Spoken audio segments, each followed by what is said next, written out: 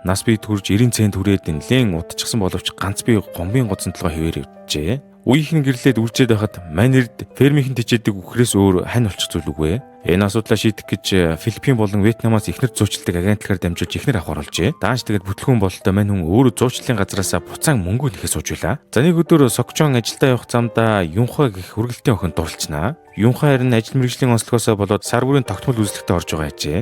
Олон төрлийн халдвар төвчин болон бэлгийн замаар дамждаг өвчтний шинжилгээ хийлгэж байгаа гэхээр та нар маань одоо ямар ажил эрхлэлтийг нь эрх биш гадарч байгаа юу дээ. Нөгөө нэг киноны ихэнд байсан сэргэлэн хөөрхөн охиноос юу ч үлдсэнгүй. Хамгийн хэцүү үедээ л Сокчонтой өнгөрөөсөн жаргалтай хэдхэн өдрийнхөө дурсамжийг л бодоостой байна. Сокчон Юнхаа дээр эргэлтээр өдөр алгасгалгүй ирсэн хэвээр л байв. Гэхдээ Юнхаа Сокчонтой уулзахаас татгалцсан хэвээр л байв. Хэдий уулзахаас татгалцаад байгаа ч хамт авахгүйсэн зураг харж шоронгийн өдөр оногудаа өнгөрөв. Нөгөө талд Сокчон ч гэсэн Юнхаагийнхаа дуулж байгаа бичлэгийг үзээстэй. Сокчоны ээж нь хүүгээ өөрийг нь хайж яваад олон толоо хэрэг төрөхт орооцолцсон охиноос бол шаналлаа гэд хүүтэй эрүүний шил болгож сууж байна.